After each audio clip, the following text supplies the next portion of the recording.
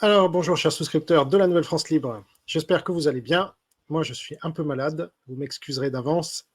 J'ai un peu le nez qui coule, je crois que c'est la grippe, hein, tout simplement. Et donc, je vais faire de mon mieux. Et pour vous parler de Michel Onfray, voilà, ça fait longtemps que j'en ai pas parlé. J'avais édité un livre de Jonathan Sturel sur Michel Onfray. Jonathan Sturel, pour me remercier de l'avoir édité, m'a ensuite beaucoup critiqué, mais je lui pardonne, je suis chrétien. Bon, il s'était quand même réjoui de ma condamnation en première instance à mon procès pour avoir critiqué l'islam. Donc c'est pas terrible, mais ça c'est Jonathan Sturel, hein, qu'est-ce que vous voulez. Donc je l'ai pardonné. En tout cas, il avait écrit un livre sur Michel Onfray, qui était assez intéressant, c'est pour ça que je l'avais édité. Personne d'autre n'en voulait, donc voilà. Bref, et donc je suis Michel Onfray un peu comme tout le monde, parce que c'est difficile d'y échapper.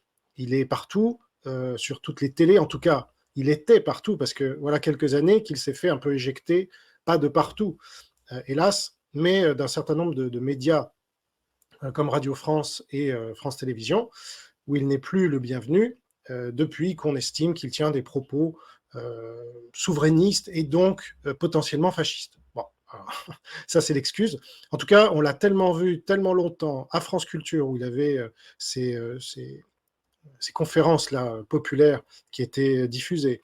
Il sortait des coffrets entiers de toutes ces conférences sur la philosophie, tous ces livres qu'on trouve en tête de gondole, généralement dans les FNAC et ailleurs. Et on le voyait dans toutes les émissions, On n'est pas couché, il passait partout. Et donc, c'est un des plus médiatiques et un des plus productifs en termes graphomane. Hein, c'est un graphomane. Il en est à plus de 100 livres. Et bon, certains ont des soupçons sur le fait qu'il écrive lui-même ses livres, mais ça a l'air d'être quelqu'un qui est vraiment là-dedans, à fond. De là à lire la bibliographie intégrale des gens dont il parle, ça, j'y crois pas trop. Mais bref, et on se rappelle qu'il avait directement reproché à Jacques Attali, indirectement en tout cas, de ne pas écrire ses livres en disant « moi j'écris mes livres ». Et Attali avait dit moi aussi, qu'est-ce que vous voulez dire par là? Bon, c'était assez drôle. Donc voilà, c'est quelqu'un qui a beaucoup de bagou, qui a beaucoup de réparties, qui parle bien, mais petit problème, hein, tout petit, c'est un communiste, gauchiste, communiste, appelez ça comme vous voulez. Lui-même se dit euh, esthète ou non, c'est pas le mot exact qu'il emploie, mais enfin voilà, épicurien ou hédoniste, peu importe. C'est quelqu'un qui euh, aime le plaisir au sens large et de gauche, voire d'extrême gauche. Pour lui, Mitterrand était de droite, libéral, il a libéralisé. Donc, la construction européenne, Maastricht, comme il appelle, c'est américain, c'est la construction américaine, c'est ultra-libéral, etc. Donc ça, c'est pas du tout, c'est comme ça que parle un communiste. Et donc, c'est intéressant de voir quelle est sa position sur l'Ukraine, puisque, comme on s'en rappelle peut-être, il avait une position sur la pandémie qui a changé complètement. Donc ça, j'y reviendrai.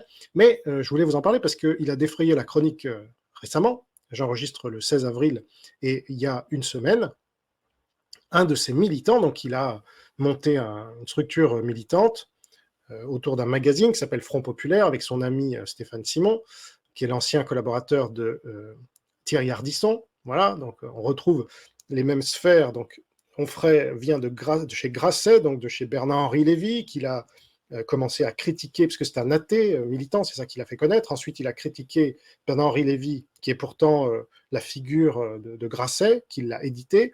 Donc voilà, il a voulu tuer le père, et puis ensuite il s'en est pris à Attali et à toutes les figures médiatiques qui comptent, tout en étant au cœur du système médiatique lui-même. Donc c'est un des piliers de l'oligarchie. Et on apprend il y a quelques jours donc que candidat à un poste à la DGSI, donc les services de renseignement intérieur, nécessitant une habilitation très secrète, un responsable du mouvement politique France Souveraine, lancé par Michel Onfray, s'est vu opposer un refus. Selon une note blanche rédigée par le service, il présentait nombre de vulnérabilités. Alors, c'est assez drôle parce que je viens de faire une vidéo sur la DGSE et son nouveau président qui met en avant le livre de Golitsyn. Mais Onfray n'est pas du tout sur la ligne Golitsyn. Soit il ne l'a pas lu, soit il ne l'a pas compris. À mon avis, il ne l'a pas lu pour dire ce qu'il dit. Et là, eh bien, les services intérieurs français n'acceptent pas un de ces militants. Alors, est-ce que c'est une question personnelle par rapport à ce militant en particulier, ou est-ce que c'est parce qu'il appartient à la mouvance de Michel Onfray et qu'elle-même est douteuse par rapport à ses accointances avec les milieux souverainistes précisément, qui sont souvent pro-russes.